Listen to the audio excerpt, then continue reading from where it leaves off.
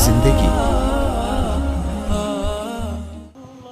بسم اللہ الرحمن الرحیم والصلاة والسلام علی رسولہ الکریم وعلی آلہ وصحبہ اجمعین، اما بعد۔ اہل بیت سے محبت نہ کرنا یہ نفاق ہے، منافقت ہے، کفر ہے۔ اہل بیت سے پیار کرنا ایمان ہے، ایمان کا کمال ہے، ایمان کا کمال ہے۔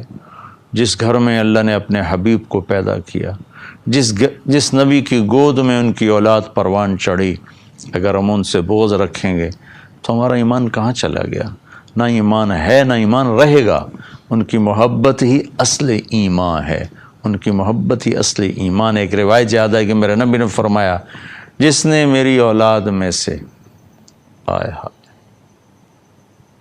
کسی کے ساتھ اچھا سلوک کیا اور میری اولاد کا کوئی فرد اس احسان کا بدلہ نہ دے سکا، غربت کی وجہ سے یا کسی اور وجہ سے، تو قیامت کے دن میں اس کی طرف سے اپنے اس امتی کو اس احسان کا بدلہ دوں گا جو میری اولاد میں نہ دے سکا۔ اس پر میں ایک واقعہ سنا دیتا ہوں۔ یہ ابن جوزی رحمۃ اللہ علیہ جیسے محدث نے اس واقعے کو نقل کیا ہے اپنی کتاب البر والصلہ میں، کہ ہرات میں ایک سادات فیملی تھی۔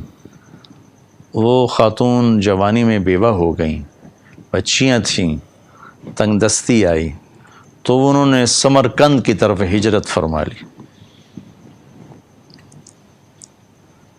رزق کی، معاش کی تلاش میں وہاں پہنچیں تو پوچھا کوئی یہاں سردار، کوئی سخی، چونکہ نووارد تھیں تو لوگوں نے بتایا کہ ایک تو یہاں مسلمان بڑا سردار ہے اور پورے علاقے کا رئیس ہے، اور ایک یہاں آگ کا پجاری، آتش پرست ہے، وہ بھی بڑا رئیس، بڑا سخی مالدار ہے۔ تو انہوں نے سوچا کہ میں غیر مسلم کے پاس کیوں جاؤں؟ وہ مسلمان کے پاس گئیں اور اس سے فرمایا کہ میں آل رسول ہوں، پردیسن ہوں، میری بچیاں ہیں، مجھے ٹھکانہ بھی چاہیے، کھانا بھی چاہیے۔ وہ سردار کہنے لگے تیرے پاس کوئی، عام طور پر جو اہل البیت ہیں ان کے پاس لکھا ہوا نسب نامہ ہوتا ہے، میں نے کئی گھرانوں میں ماشاءاللہ دیکھا اللہ کے رسول تک ان کے سارے آبا کے نام لکھے ہوئے۔ تو کہا تیرے پاس کوئی سند ہے؟ اس نے کہا بھائی میں تو پردیسی ہوں، غربت کی ماری میں کہاں سے سند دکھاؤں؟ تو وہ کہنے لگا یہاں تو پھر ہر دوسرا آدمی کہتا ہے میں سید ہوں، آل رسول ہوں۔ تو اس نے کوئی اچھا جواب نہیں دیا۔ تو وہ وہاں سے آئیں اور اس آتش پرست کے پاس گئیں، وہ جو آگ کا پجاری تھا، اور اپنا تعارف کروایا۔ اس نے فوراً اپنی بیگم کو ساتھ بھیجا اور کہا کہ جاؤ ان کی بچیوں کو لے کر آؤ۔ جاؤ، انہوں نے کہیں ٹھہرایا ہوا تھا، ان کو لے کر آئے، سرد رات تھی، ان کو کھانا کھلایا، سلا دیا۔ رات کو مسلمان سردار نے خواب دیکھا کہ اللہ تعالیٰ کے محبوب صلی اللہ علیہ وسلم جنت میں ایک خوبصورت سونے کا محل ہے، اس کے دروازے پر کھڑے ہیں۔ یہ عرض کرتا ہے یا رسول اللہ یہ محل کس کا ہے؟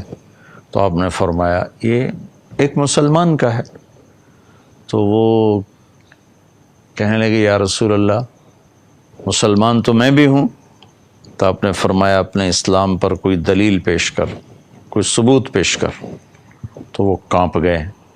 تو پھر اللہ کے نبی نے بہت غصے سے فرمایا کہ میرے گھر کی بچی تیرے دروازے پر چل کر آئی اور تو نے اس سے ثبوت مانگے کہ مجھے ثبوت دے، تو اہل بیت میں سے ہے، میری نظروں سے دور ہو جا۔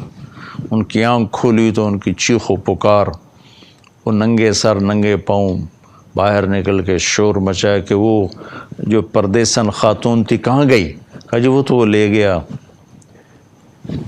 وہ آتش پرست آگ کا پجاری لے گیا۔ وہ بھاگے اور جا کے اس کے دوڑ دروازہ توڑا۔ وہ گھبرا کے باہر نکلا تو دیکھا تو وہ رئیس۔ کہا کیا ہوا؟ کہا بھائی وہ جو تیرے پاس خاتون آئی ہیں بچیوں سمیت مجھے دے دو، وہ میرے مہمان ہیں۔ تو اس نے کہا حضور وہ میرے مہمان ہیں، آپ کے نہیں، میں آپ کو نہیں دے سکتا۔ وہ کہنے لگا مجھ سے 300 دینار لے لو۔ 300 دینار کوئی آج کا 60-70 لاکھ روپیہ بنتا ہے، کہ مجھ سے 300 دینار لے لو اور وہ خاتون بچیوں سمیت میرے مہمان بنا دو۔ تو وہ رونے لگا، کہا کہ میرے بھائی بن دیکھے کا سودا کیا تھا، اب تو دیکھ چکا ہوں، اب میں تمہیں کیسے واپس کروں، کہ میں نے بھی خواب دیکھا جنت کے دروازے پر اللہ کے نبی کھڑے ہوئے تھے، تجھے ڈانٹ پڑ رہی تھی، تجھے کہا جا رہا تھا دور ہو جا، اس کے بعد اللہ کے نبی میری طرف متوجہ ہوئے اور فرمایا تو نے میری بیٹی کو ٹھکانہ دیا، چل تو تیرا سارا گھر سب بخشے گئے، سب کے لیے جنت کا اللہ نے فیصلہ کر دیا، کہ میری آنکھ کھلی ہے، میں ایمان لا چکا ہوں، میرا سارا گھر کلمہ پڑھ چکا ہے، ہم سب مسلمان ہو چکے ہیں، ہم وہ دولت آپ کو کبھی واپس نہیں کریں گے۔ یہ اہل البیت ہیں۔ زیتون